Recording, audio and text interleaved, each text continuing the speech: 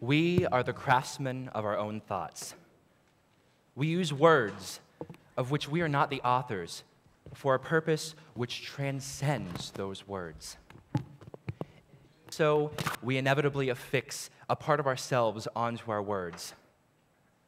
The result is something that is inextricably and uniquely ours, a link between us and our words. In essence, we are our words. How was that? How did that make you feel just then? You see, feel is very important to the words and the way that we use words. What I'm going to be talking to you about today is a concept known as naming, and it involves a great amount of this feel. You see, the ability to feel or not to feel, and to make others feel or to not to feel, is the power of words. It's what allows us to communicate complex and personal thoughts. Which begs the question, what is thought? It can be said that thought is the product of when we desire to communicate an idea, to give a name to the nameless. And what of that word, name? What is a name?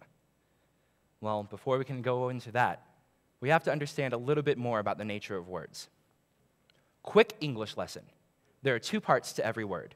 First is the denotation, the dictionary definition. Several words have multiple definitions. In those cases, context lets you know whether the quiver is holding your arrows or showing your fear. But the second aspect of words, and the far more interesting aspect, especially when talking about naming, is connotation.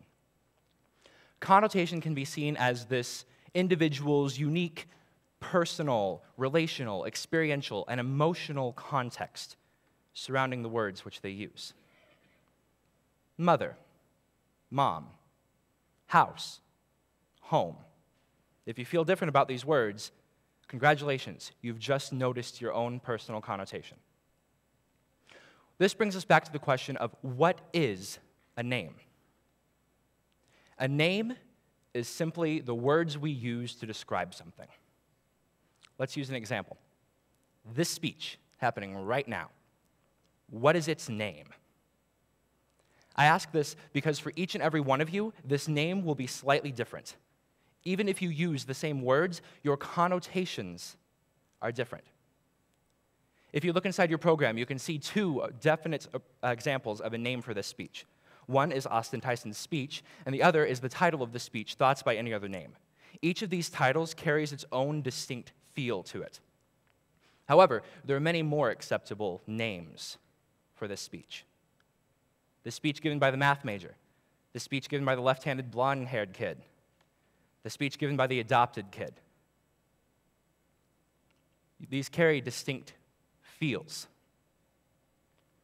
Now hold on to that feel for just one moment. Examine it. Is it positive? Is it negative? Is it neutral? Take a step further. What part of the name makes you feel? Is it a simple word? Is it a specific word? Is it a combination of words? Is it the absence of any of these? Once you are able to recognize what is causing you to feel and what that feel is, you've taken the first crucial step in understanding your own personal connotations. Since our words are so linked to ourself, you can say that your words shape your perception of the world. And since the denotation of words usually isn't that interesting, it all rests on the connotation. So by understanding your own personal connotations, you can understand your perception of the world. And as I'm sure many of us are aware, once you understand something, you can change it. This is the art of naming. What I'm going to speak to you about today is one aspect of naming, something that I think a lot of us could work with, something that's very necessary in our lives, and that's positive naming. Positive naming is just as it sounds. It's using names and changing pre-existing names so that we get a positive feel from it. Now, there's two very distinct aspects to positive naming. The first is name amplification. You can utilize this when you have a pre-existing name that is already positive, but you'd like to make it more positive. Today, we've learned that you will remember things better if they have meaning to you, if they have an emotion connected to it. Name amplification does just that. A little bit of explanation about myself. As someone who tends to be busy most of the time, the idea of spontaneity is something that resonates very well within me. An example of name amplification.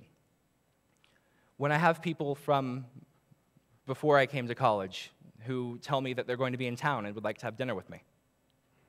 When I name this event in my mind, I name it simply dinner with an old friend.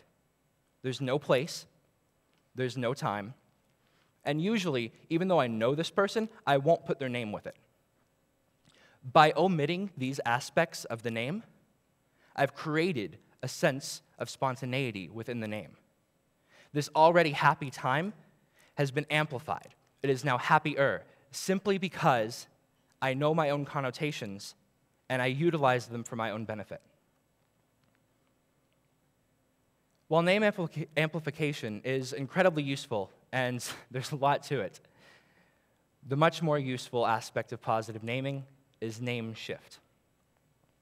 Name shift is when the pre-existing name is either negative or neutral. Therefore, you shift the name in order for it to be a positive name. This type of thing can be utilized almost to endless degrees in the workplace.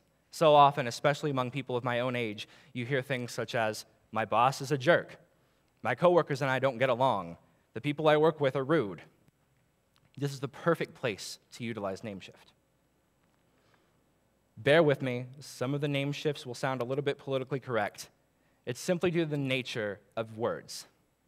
If I have to use something that's politically correct to appeal to a wider audience, these are just opinions of things that would be a name shift in my own opinion. For each and every one of you with unique connotations, you may wish to phrase them differently. So, beginning. My boss is a jerk. Let's shift that. My boss and I don't see eye to eye. My boss and I's relationship cannot get over the boundaries inherent in our positions. My boss is stressed with his job. Very simple shifts, but they can have a profound impact on the way we perceive our boss. Simply by no longer labeling them, by no longer naming them a jerk. Even if we still can't stand this person, we'll have a much better feel for them. Next, my coworkers are lazy. You can simply shift that to a variety of things, the least of which being my coworkers have other things on their minds. Granted, this is still a very negative name, but connotation is all about a spectrum. Just a small shift towards positivity can have a profound impact on perception. By labeling them as people who have other things going on, you've humanized them in a way that calling them lazy does not.